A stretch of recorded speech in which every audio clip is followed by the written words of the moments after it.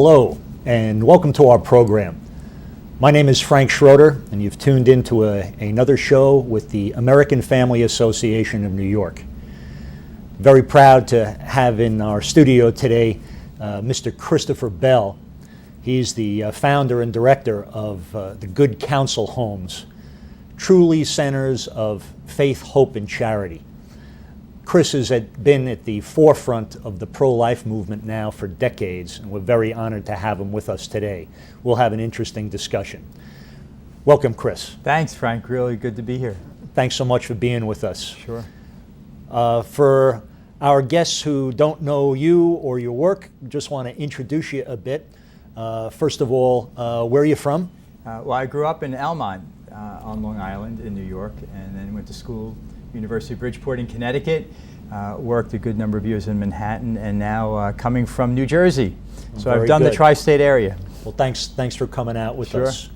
Tell us how you first got involved in the pro-life movement. Well, isn't it women and children first? And you think, why are two guys talking about pro-life and women? But the fact is that men are supposed to be protectors and defenders. Not that I was thinking a lot about that when I got started, quite honestly. After college, and my degree was in journalism and international relations, I thought about helping homeless and runaway kids. I heard about this shelter in Times Square, and it struck me at that point in my life how blessed I was to have two parents who had always given me more than I could have ever asked for. And I realized then not everybody had that kind of family. And a lot of kids who were runaways or homeless or in the foster care system in and around New York City, they didn't ask for their parents. Nobody can. You tell me about what year we're talking about? 1979. So 1979, Times Square was a little different than it is today. Oh, it was horrendous. The policemen walked around in groups of 4 and 5. They were never alone. It was such a rough neighborhood, day and night. And it was there that it was called the Minnesota Strip because young teenagers were coming off the Port Authority out of the bus terminal, and they were getting scooped up by pimps, or they were getting dragged into the underworld. And it was there that the shelter was taking in any kids under 21 years old. And I went there, what I thought was going to be a year of volunteer service, trying to pay back to God so much that He had given me. And what I found out, in short, was the more you try to give to God, the more God gives to you. And it's a debt that's never repaid but can only be shared. And it was there that I saw a young girl and a baby. And I was really taken aback. A young teenage mother coming in off of the street of 8th Avenue with her child because she had no place to go. And when I asked her, why are you here? And how come you're here with your baby? She said, well, Chris, when I first found out I was pregnant, I thought, this is great, I'll start a new life, I'll move into my own apartment, everything would be better. But she said, when I told my boyfriend, the father of the child, he told me where to go to get rid of this thing. And she said, I felt so alone and depressed that I thought about killing myself. But I realized that my baby, didn't deserve that. And when my daughter was born, my mother said, well, I should be out on my own like she was when she was a young mother. And then she looked at me and she said, can you help me? And she raised her baby, can you help us? And I instinctively said yes. But I quickly found out that because she was 17 and a half years old, there were no programs. There really was no place for a young mother and a baby to go back to school or to find a job or to take the next good steps in her life. There was only a rundown, rat-infested tenement hotel where welfare would put her. So here she is in the middle of New York City, right. And she has these visions of being a mom, and she's going to have this nice family, she's going to get her own apartment, kind of slammed up against reality for her, huh? Real hard. When was this Covenant House? Yes, it was. In New York City? Yes. When you first headed out to work there, were you strongly religious, or he? Not at all. Now, in fact, I did join what was then called the lay prayer community, and they did have daily prayers and daily mass and meditation, and I honestly thought, is this a little too religious, for me? Mm-hmm. And I thought it was a little fanatical. And it wasn't until I got there and was doing the work that I realized how necessary, how vital it was to pray every day, to reflect, to think about, because of the pain and the suffering, the incredible injustice and inhumanity that even in New York City, even today, that men visit on women and children, particularly, where there's no sense of responsibility, where the women are kicked to the side. Prostitutes on the street aren't there because they're happy, or they think it's a great life, or they're going to make a lot of money. The drug addicts, they don't need to be locked up and the key thrown away and beaten up and abused, either on the street or in jail.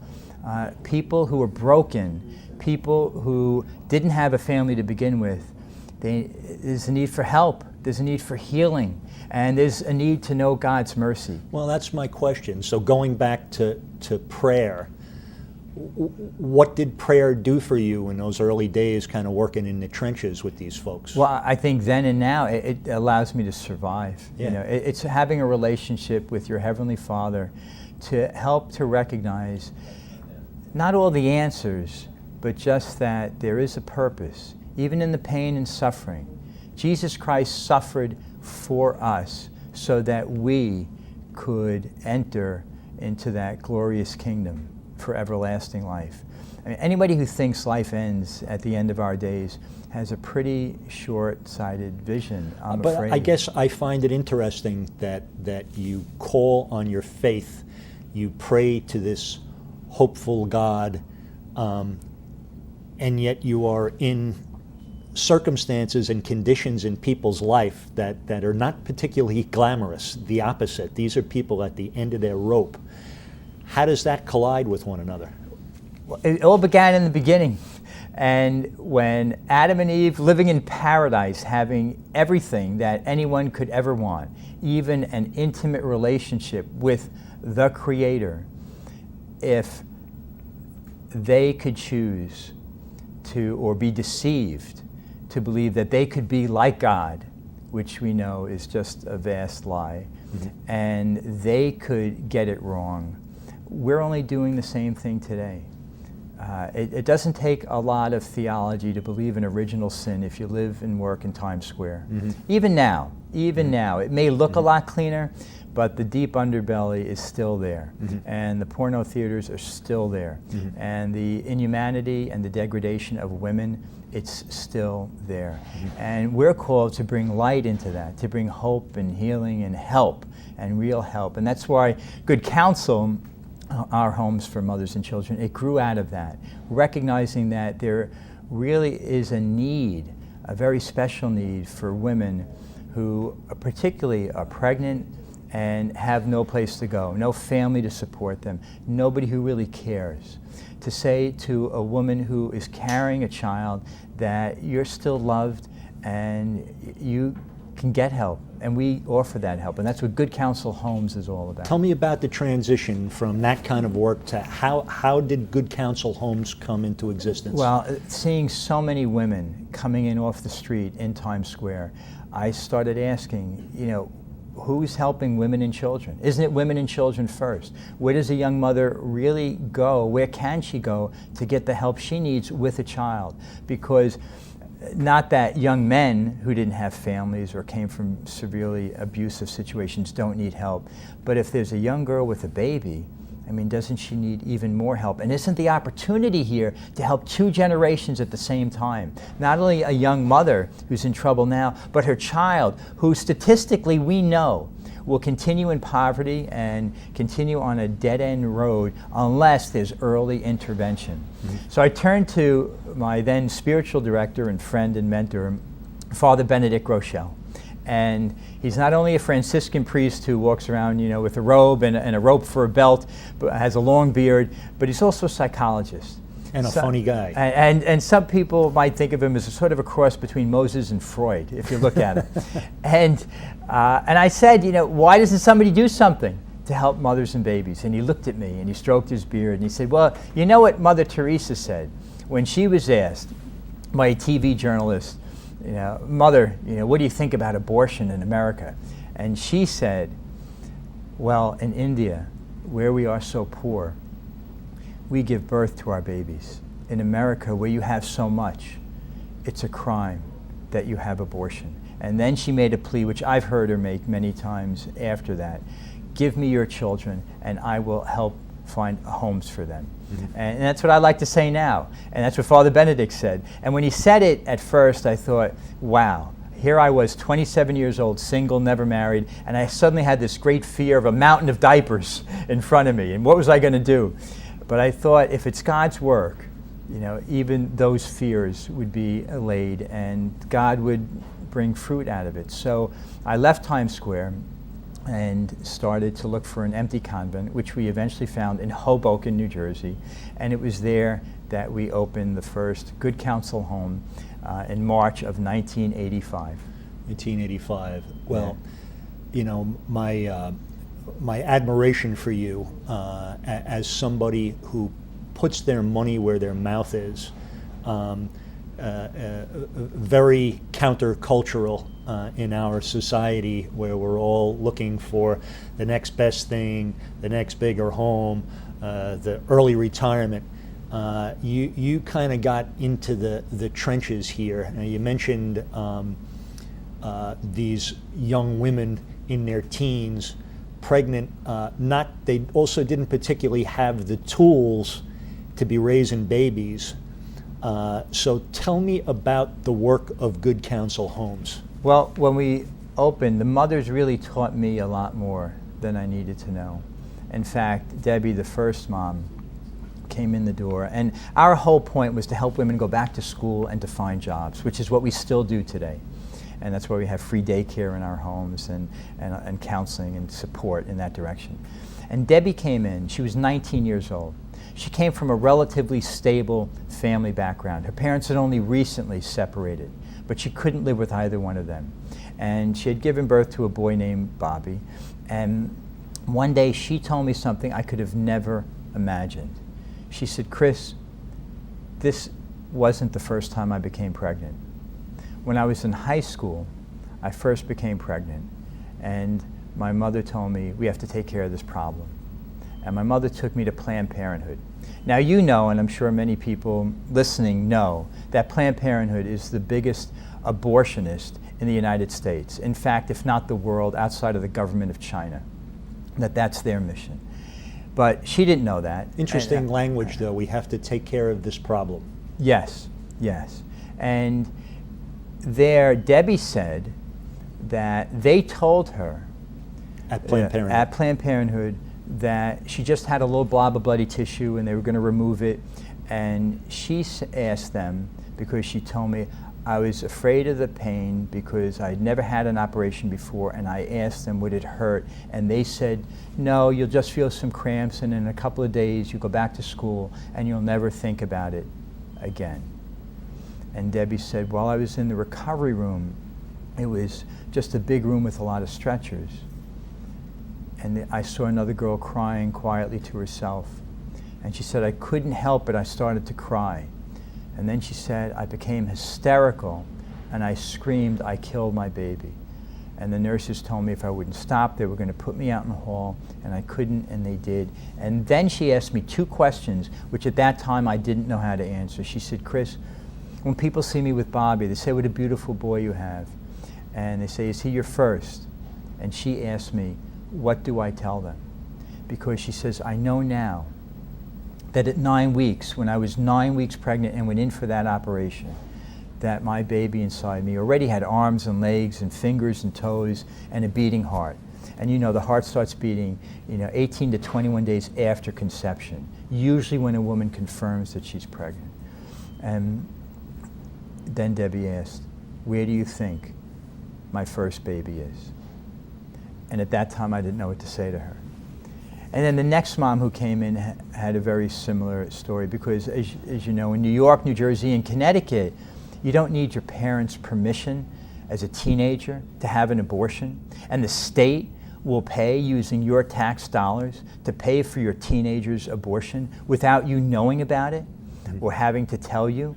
Nobody has to inform you. Which is interesting because, you know, at most public schools, if the nurse wants to give somebody aspirin or something, they're going to have to get the parents' permission. But if their young daughter is going to go and have an abortion, places like Planned Parenthood do everything in their power to make sure that the parent doesn't know about it. Why do you think that is? Exactly. Well, because they promote abortion. They sell abortion, and they I think I used to believe that Planned Parenthood was like a non-profit center that helped women in need. That's not quite the case. Oh, huh? it couldn't be the furthest thing from the truth. Mm-hmm. In fact, another horrendous part of the mission of Planned Parenthood is to eliminate minorities. And how do we know that? Because of where their centers are located.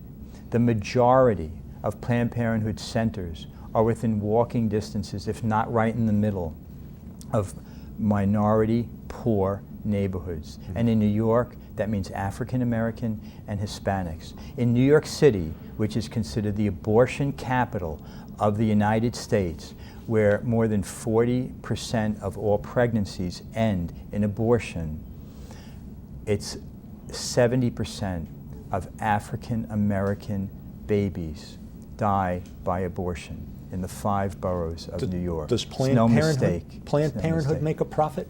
A great profit. They're $1 billion a year so-called nonprofit, and half that money, $500 million a year, come directly through our tax dollars, through the federal and state governments. And they milk our tax dollars, and then they charge their clients, and they claim to be supporting women's rights when what they're doing is aborting their children. And regardless of anybody's race, religion, cultural background, or religious background, many, if not all, men as well as women, are adversely affected by the loss of that child. And we can say, because we know that God can forgive, and God does forgive, and God wants to forgive, but the guilt and the shame that Planned Parenthood leaves on the minds and hearts and the souls of their thousands, their tens of thousands of abortions that they do alone out of the 1.2 million abortions that occur in the United States each year, it's incredible. It's horribly incredible. Well, it's funny. The two different sides juxtaposed. You talk to somebody from Planned Parenthood, they are all about women's rights, women's opportunity. This pregnancy is just something standing in the way of a woman who has a promising career ahead of her.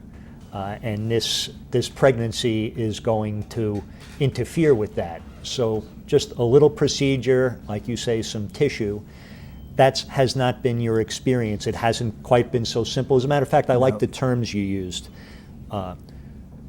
Women's rights and women wronged. Can you tell us a little bit about that? Well, as I was explaining, the second mom who came into Good Counsel, when she was pregnant as a teenager, it was a friend of the family, not a relative, and it could just as well have been a school counselor, or it could have been a social worker who took her away to have an abortion. And she, to this day, and I've known her now these 30 years, regrets the fact that she did that.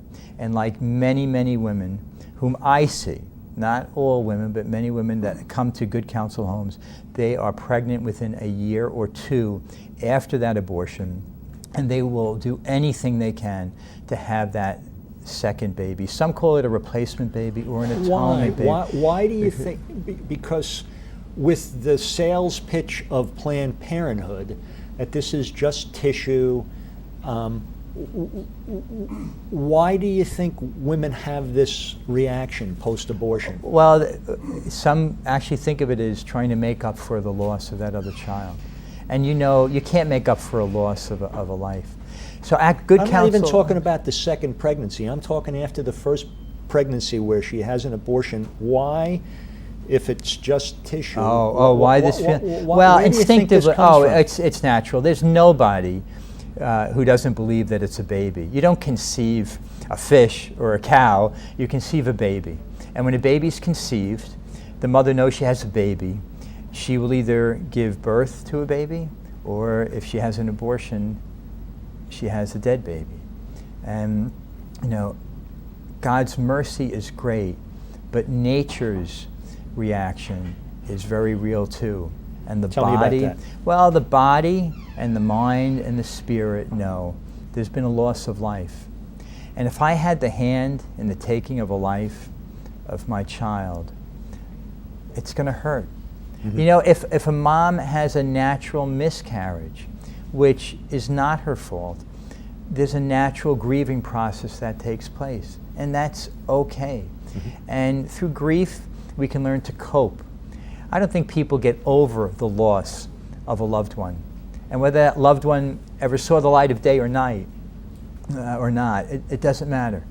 But I think in an abortion, no one's allowed to grieve. Mm-hmm. Most doctors, psychologists, counselors, they don't recognize that there is a post-abortion effect of grieving that's necessary. Just like in a miscarriage, it's necessary, and it's okay to grieve. And it's okay to recognize the loss. And if I'm responsible and I'm culpable for that loss, well, let me accept my responsibility, and then I could seek healing. And I can find wholeness when I recognize what I did. Back in '72, with Roe v. Wade, maybe the technology obviously was not what it is now. How does the lie that it's just tissue, it's not a baby, how can that continue in this day and age with sonograms? You said the baby's heartbeat starts when? 18 to 21 days after conception. 18 to 21 days. A really prominent abortion advocate in the 60s, and he opened the very first freestanding abortion mill, Bernard Nathanson. In 1974, shortly after abortion, it was legal in New York for about 6 years at that point, and it was legal throughout the country just a little more than a year. He wrote in the American Medical Association Journal that although he still believed at that point abortion should be available, we need, he was saying, as a society to recognize the rights and the humanity of the baby inside the womb. Because through ultrasound, he saw there was a second patient. And naturally speaking, from the beginning of time, men and women recognized that in the womb there was conceived a little person. And before they could see it, they couldn't describe it. They didn't understand it, but they knew it was a little person because they knew at the end of those 9 months there was going to be a little boy or girl coming out. The ultimate in vulnerability. That's right. There's no one more vulnerable than a baby inside the womb. Totally dependent. But even a newborn is completely dependent on someone else to feed, clothe, shelter. Unlike other animals that come out and get up on their feet and run around, newborn babies, children, they're helpless for years. And they need our support and our love. I want to give you a chance to defend yourself against some of your critics. Your critics who would say, you, guy, where do you get off telling women what to do with their bodies and what choices they have? You don't know what it means to be pregnant. How can you as a man get involved and be spouting off stuff about pro-life? How do you answer that? Well, let me start with, I hope people will go to goodcounselhomes.org, our website, and look at what is offered, what help is available to women who are pregnant and in need today throughout the country, because Good Counsel Homes networks with pro-life maternity homes throughout the nation, that we can help find help for women in need. And that's Good Counsel, COUNSELhomes.org. And also we have a national helpline, 1-800-723-8331, that anybody can call who's listening to this program and get help today in a crisis pregnancy. And I think the real help for a woman who's in a desperate situation is not to take the life of her child, but to help her and to help the child. Like a good doctor who wants to do no harm, you have two patients here. You have a mother and a baby.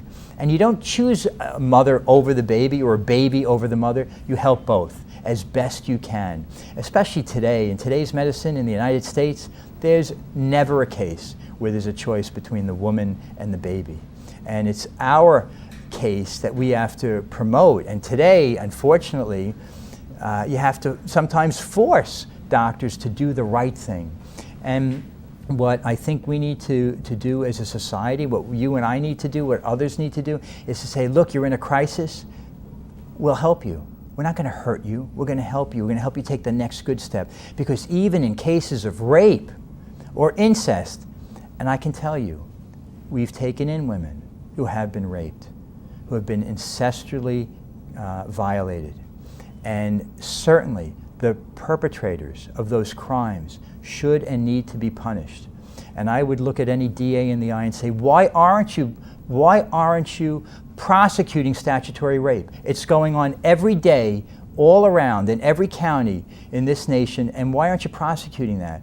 Why aren't you holding men accountable who are violating young girls, regardless of whether they say they're willing or not? They're underage, they're vulnerable, and in most cases, I don't care who's talking to me, in most cases, they really don't want to be in that situation. Well, and it's not, and we're not prosecuting. So we as a society are failing women to protect them and defend them. And in those cases with rape and incest, what's the better thing for a mom? To give birth. In the case of incest, I'll tell you a real case. It wasn't until the baby was born that they could do a DNA test and prosecute the right relative. And in cases of rape, well, guess what? The baby is also a real person. And I'll tell you three people: Ryan Bomberger, Lori Hoyt, and Rebecca Kiesling. Three adults who are themselves very active in their communities, have families, are wonderful people. They were each conceived in rape. Mm-hmm. And they would say to anybody, why should I not have been born? Because you think there should be an exception to women who are raped. And I can tell you, for the mother, for the sake of the mother, she will feel much better for the rest of her life if she gives birth. Whether she raises that child or plans an adoption, she will live with herself and be much more at peace than if she aborts that child. I guarantee it. Well, Chris, you make a compelling case even in cases of rape and incest. But just out of curiosity, what is the percentage of abortions that are the result of rape and incest as opposed to inconvenience and other factors? Well, the statistics tell us that we're talking about less than 1% of abortions are being done in cases of rape or incest. You answer your critics who say that you have no place in the pro-choice debate because you're a man. You bring in the Good Counsel homes. Tell us the services that Good Counsel provides. Like on a daily basis, what goes on at a Good Counsel home? Well, and I hope people will visit goodcounselhomes.org, and there you could see some of those services and videos and our moms talking. And where are they? Where are your well, homes? We're located in New York and New Jersey, so we're talking about Harrison, New York, Lower Westchester County, the South Bronx in the poorest congressional district in the United States, in Spring Valley, New York, and in Riverside, New Jersey, outside of Camden, very close to Philadelphia, not too far from Atlantic City. And we take in women from all over because unfortunately there aren't that many homes. Hoboken is still our main office, so you can find our Good Counsel office there. And again, I want to tell people if they know of someone in a crisis pregnancy, they can call our national helpline 24 hours a day. What's that number? 1-800-723-8331. 723-8331. And when a woman calls, if she's pregnant and needs a place to stay, even if she has an addiction problem, drugs or alcohol, she has a mental health problem, doesn't matter what type of mental health background, we will take her. We will help her. Who needs more help than a mom who may have an addiction or a mental health problem? And we have seen some incredible miracles, really, of how women have helped themselves come from a really desperate background. One girl, she had been abusing drugs for 10 years, and she was still in her 20s. And when she became pregnant, she was so amazed that her body, in her own words, which I had abused so badly and mistreated, I did anything to get high, and I didn't care what happened to me. She said, when I realized I had a baby, I thought, this is incredible. She tried to stop using drugs. And she called us not knowing that we actually had a program to help her.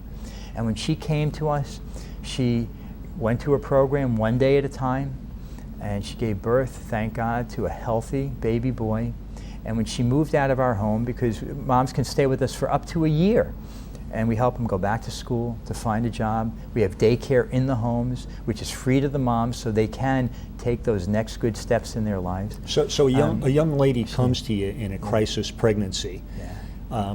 She's coming to you because she's sort of come to her last option, her last choice, so to speak. Oh, very often, very often. I mean, there's so many women. Most of our women have had domestic violence situations, and you know the domestic violence rate in the city, it's way high. People don't really understand how difficult it is, and there aren't enough shelters for them. And if a woman is pregnant and in a domestic violence situation, we're like the only stop she's going to find. Most of these women, is it mixed? Are they coming with the father, or are they usually alone? No, we just have women and children. So when they come, what happens? They come to your place, and you tell them what? Well, wherever she is in her pregnancy, we're going to help her get back to a doctor if she hasn't had any prenatal care.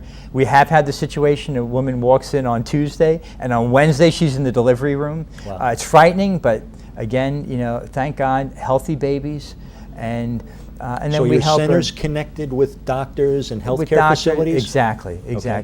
And regardless of her immigration status, we're going to have an open door policy because they deserve help. You know, a woman, it doesn't matter where she came from, how she got here, how she got pregnant, we're here to help her. So if she's pregnant and in need, she comes in the door, and we get it connected with a doctor. We have online testing that we do for educational and vocational proclivities. But before we get to that, she's got a bed. She's going to have a place a room now, because sometimes we're taking in women in emergencies. Maybe it's a couch. Maybe it's our chapel. We have a chapel in each of our homes with the Lord there, and it's not a bad place to sleep. And people have been sleeping in church for years. They, you know, especially on Sundays, but probably not your church. But and so, you know, I think the Lord likes the company, and we'll help her. You know, after testing her educationally and vocationally, half of the moms have not finished high school, and some that have maybe need a lot of help with reading and writing. So we will offer those programs either in our house with volunteers or outside. I'm going to stay right with you, Yes. but I just want to again let you know that you've tuned in to a program with the American Family Association of New York. I'm talking to Chris Bell, the founder and director of Good Counsel Homes for late women in crisis pregnancy, homelessness, domestic violence. So you were saying, so now the woman comes, you get her set up with some medical care. She's got a place to stay. She's got meals. Right. She's got a roof over her head.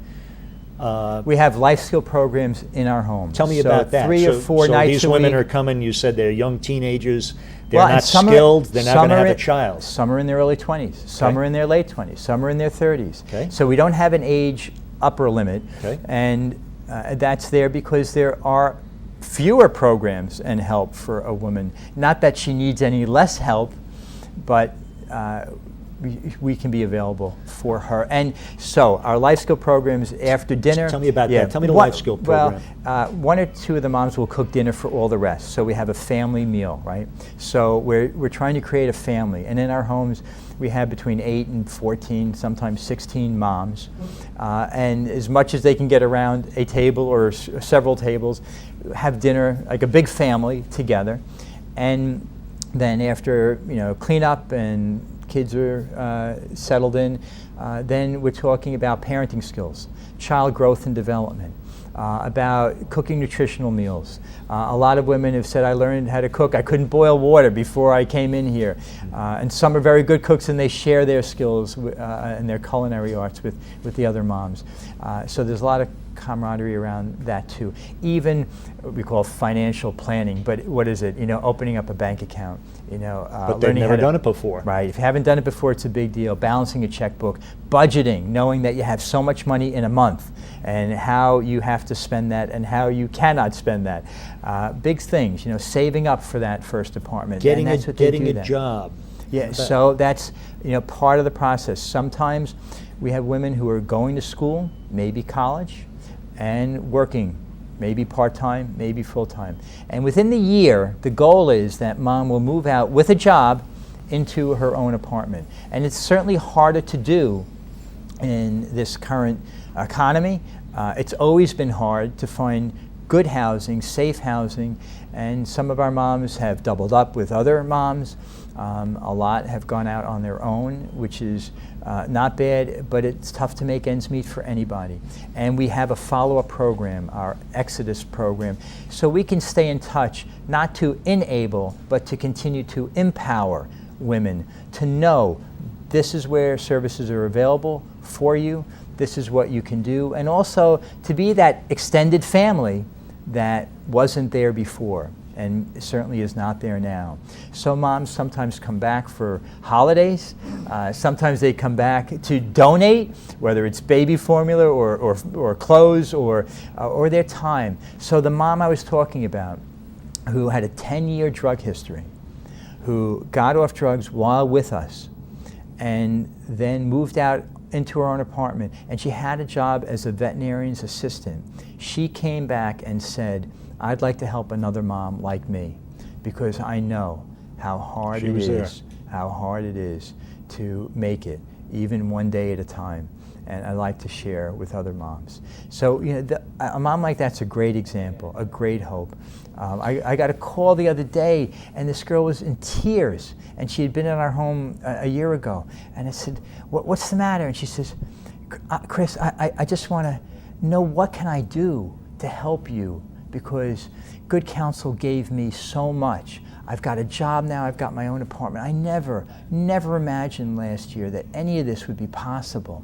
So she's going to give a little talk for us at a banquet that we have. Chris, do me a favor. I want you to look Sure. into the camera, and I want you to tell our viewers your website again and your 800 number in case somebody really needs it. Yeah, please go to goodcounselhomes.org, and that's www.goodcounsel is COUNSEL homes with and This camera. at the end, .org.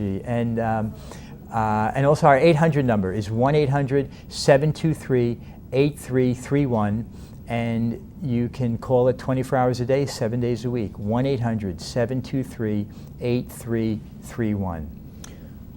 Chris, tell me, you have quite a fascinating story yourself. Tell me a little bit about your family. How many children do you have? Well, when I first started, I was single, never married, and then I met my dear wife, Joan. And Joan Andrews Bell. Joan Andrews Bell now, and she had been very involved trying to peacefully, prayerfully always stop abortion. And How so? before, How would she do that? She would do that by peacefully sitting in front of an abortion mill and preventing people from going in. And yes, she would get arrested and they'd drag her away. But she would never fight back, even though she was often brutalized by the police and sometimes inside the prison system. But she would never fight back because she was doing it to try to save the lives of the babies and also to save the heartache of the mothers and the fathers. And what Joan and I did before we got married, because we were an older couple at this point, we talked about adoption. And now that I think about it, I think all couples, all those who get engaged, you should think about adoption, because nobody's guaranteed children in marriage. And even if you do have many children in marriage, if you have a good family, guess what? There's a kid out there, there's a boy or girl who doesn't have a family. Maybe you can open up your family and give that little boy or girl a mother and father. And in opening up your home, we thought, well, we didn't want to compete with the many, many other good families who want a child like themselves. So we said, maybe we'll take a special needs child. And we didn't know what that meant at the time. But we also told our friends who were praying daily in front of the abortion mill, praying to help the women, giving them counseling, telling them that there are places like Good Counsel, and that even if they don't need a home, there's other resources available for maybe a struggling couple that they can't make ends meet. And to tell them, if they think they are having an abortion because they have a deformed child, which is common. A lot of times way too common. Women get a sonogram, they're told that your baby may have birth defects, best thing to do is abort. Yeah, and you know, when a doctor says that, and sometimes doctors are wrong, we know that, get another doctor. Or get a doctor that's willing to treat and help you. And I know of them. And even at Columbia Presbyterian Hospital, I know a doctor. Not everybody there will do this, so you have to be real careful. So please call me if you're in this situation, 1-800-723-8331, or go to our website, goodcounselhomes.org, and tell me, because I know the doctor and I know other doctors in the area, in the general tri-state area, who will help any woman who has a poor prenatal diagnosis. And what but just so sometimes the doctor's right, and the baby is going to have a birth defect. So that human being is useless. Well, obviously not. And even if the doctor says this baby may only live a few minutes after birth, or maybe a stillbirth, and you don't want to go through that. Well, the reality is nobody wants to have the hand in the taking of a life of any human being, much less a baby. Let nature take its course. If it's God's will, God will provide. And you know, I don't know if we've seen a lot of miracles or not, but we had a mom come into our home who was told that her child had a defect in every single cell in his body. And Linda, when she came to us, she already would hear none of that. She was going to give birth. She wanted to give birth to the child, even though the doctor said, your baby's not going to live but a few minutes, maybe an hour after birth. Well, of course, we prayed with her, and we connected her with a very highly technical medical facility in the region, although they are morally bankrupt. But we walked with her and we encouraged her, and when her son was born, the defect that the doctors had described did not occur. He did have problems with his heart, and it did require several heart operations his first 2 months. But he's a year old now, and he's running around our nursery like every other year-old, and you couldn't tell the difference whether he was the one with the heart problem or not. So, you know, was that a miracle? I don't know. But well, let's speak about where the rubber meets the road. You got involved in the pro-life movement and women with crisis pregnancy. You didn't just talk, you went out and you worked in the trenches, and then you opened up these homes. So now you were talking about adoption in your family. Well, let me quickly finish up. When Joan and I, before we got married, we were telling our friends to tell women going in to have an abortion, if they said, my baby would be deformed, we wanted them to say, because we were open to this, I know a couple that will adopt this child. And in fact, we don't. It was only not only us, but we know many other women and families, couples that were willing to adopt children. You know, there's a waiting list for Down syndrome babies, and you know, 90% of babies who are diagnosed with Down syndrome are aborted today. It's such a crime, because what is Down syndrome? It's a person who may be a little bit slower in most cases, but have you ever met a really angry Down syndrome adult or child? I haven't. And most of the time they just want to hug you and hold you. I mean, is that a problem to have more people in the world who are just kind and simple and nice and want to hug you? I don't think so. And there are couples waiting to adopt. So that's what Joan and I were open to, and we prayed when we were married that we would have many children, and God blessed us 11 months later with our first daughter by birth, and then we started to adopt. And our first child is a son. He came from Mexico, Emiliano, and he was born with arthrogryposis, which means his arms and legs appear stiff. He cannot bend them very well, but he's got a great spirit.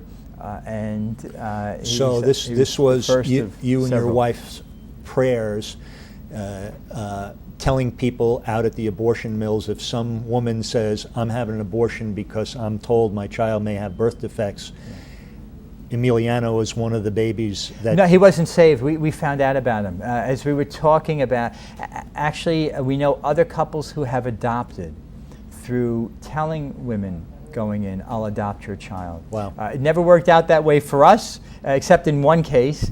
But how many children do you have? So now we have a total of 7. 7 kids. Yes. One by birth. One by birth, and the others by And you adoption. have six adopted. Yes. Ranging in age from 26 to 13. Wow. Wow. Full boat. Tell me well, about... no, it's kind of a medium-sized family, and and they're normal kids, they're average kids. They may have some physical special needs, but I think it's their parents who really have the special needs. Who we learn a lot from our kids. We learn a lot about determination and courage and love and support. Wow. They teach us a whole lot. How does your the day in and day out work at your centers, at the Good Counsel homes? How does your Catholic faith enter into this? Well, I don't know how anybody could do what's called social work, what's called helping those in need, without believing that someone is made in the image and likeness of God. And because you...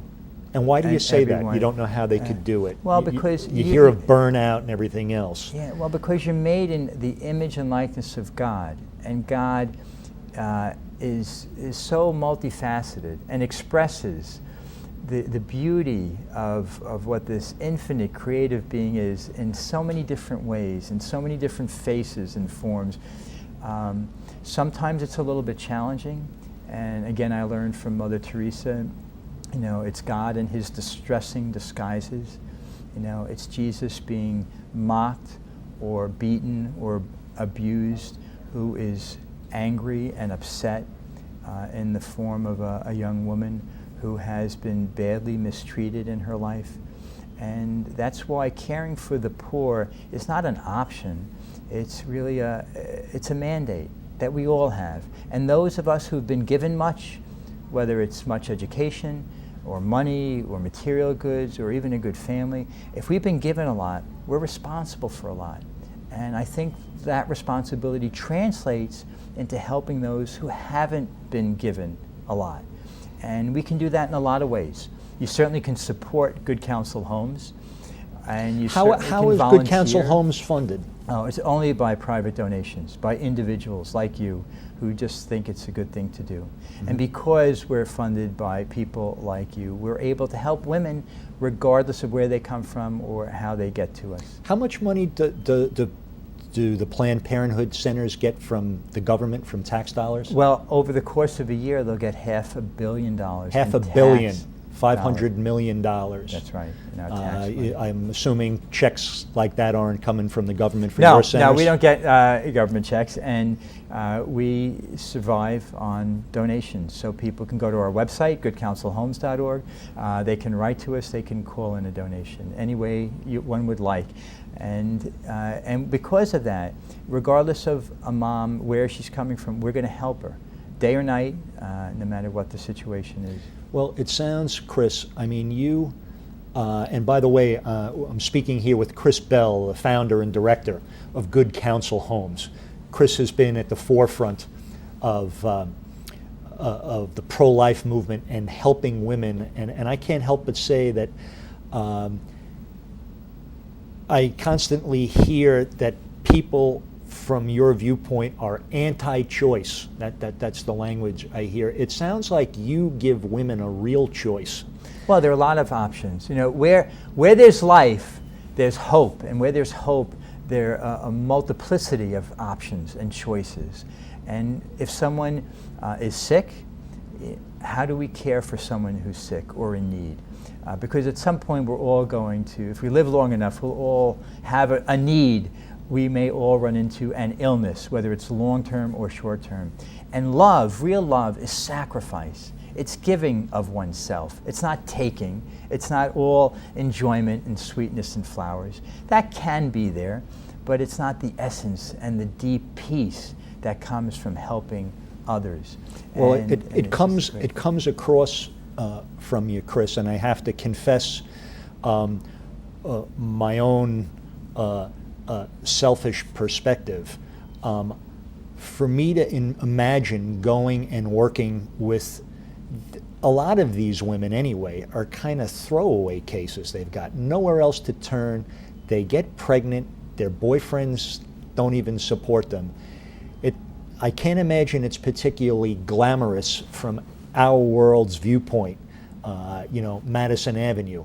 So how do you keep your disposition? I'm sure there's good days and bad days, but I would imagine I'd just be depressed and hopeless every day. It just keeps coming at you. How do you deal with it? Well, remember, and it's hard for even me to remember this, but every person is made for eternity.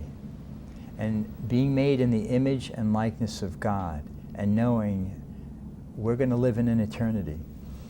To live in an eternity with a God who loves us and forgives us and will help heal all of our wounds and make us whole. It's a great banquet. Heaven's described as a great wedding feast. And if we're all going to be there, regardless of how much trouble we've caused one another, if we do what God wants us to do, then there's great joy. There's great joy, even in helping those who are difficult for us. Because it's not automatic that we like one another, but real love is seeing Jesus in another and recognizing being made in God's image and likeness, that no matter how big you are, no matter how sick or old, or no matter how small you are, think of all the conceived children who are on ice because of IVF. It's a terrible tragedy. In vitro fertilization. In vitro fertilization, and it's so sad. And for those who have gone through that procedure, I know there's a deep, deep wound thinking, what about those other children who weren't implanted? Where are they? Where are my family? Where are my children? It's a terrible heartache, and I can say, go to God, and He will help forgive. And what another outgrowth of Good Counsel Homes, because of the tragedy of abortion, and about half of our women have gone through that experience at least once, we've started what's called Lumina, which means light. It's a light. It's a post-abortion healing program where there's light at the end of a tunnel, because so many people, and every one of us, everyone who's listening to us knows that they know someone who's had an abortion. And if they don't, then they just haven't been told.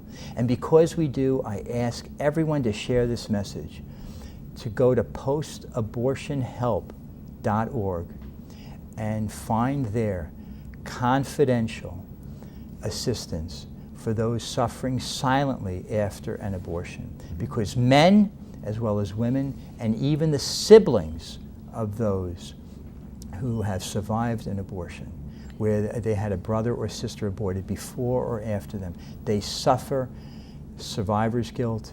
They suffer so many questions. Maybe they have anger, resentment, and go there, find healing and hope at postabortionhelp.org. Excellent. We're coming into our last few minutes. Chris, I'm here with Chris Bell, the founder and director of Good Counsel Homes. And as somebody who's been in the trenches and on the forefront of the pro-life movement, day after day, actually helping women to navigate crisis pregnancy. Since Roe v. Wade in '72, as you look across the landscape, as somebody who's been involved in it, are you hopeful? How do you see it shaping up? Well, I think politically and culturally, we're in a very dark time, but there are a lot of people who are waking up. There are a lot of young people who are rejecting the advice and the teachings of the government and of the healthcare profession. Not every professional is in this camp, but the teaching medical institutions and the medical societies are really forming. They've formed a culture of death because Why do you say that? They don't value life at the beginning stage. They don't value life when it's deeply sick, so-called comatose, and they certainly don't value the end of life. When there are no doctors today who take an oath to say do no harm. There are no doctors today who take an oath as the pagans did under Hippocrates that say, I will not give a woman a pessary to cause or induce an abortion. What do you mean they don't take the oath? I thought there that's is part no oath in the medical teaching institutions in this country Where did today it go? that says do no harm, because since 1973, the medical institutions are teaching it's okay to take the life of a child in the womb, to exterminate those who are elderly, and to let those who may have a brain injury to take their organs sooner than to deal with the brain injury. So they did away with the oath. Absolutely, they had to, because it's hypocritical of them to do so. Wow. Chris, we're in our last minute, and I want to give you the last word. You got about 30 seconds. Anything that you'd like to talk about? I hope and pray that anybody who's heard anything here will share the message of hope and healing for those who've had abortions, those who've even with their doctor had a poor prenatal diagnosis and chose abortion because they thought it was the right thing. So go to postabortionhelp.org. Give us your website once more for Good Counsel. And the website where you can also find post-abortion healing and also help for women in crisis pregnancies is www.goodcounselhomes, and that's counsel, C-O-U-N-S-E-L, homes, with an S at the end of it, .org, or 1-800-723-8331. Thank you very much for joining us. You've been with the American Family Association of New York. We've been talking to Chris Bell of Good Counsel Homes throughout the tri-state area. Thanks very much for joining us. We'll see you again soon. Thanks.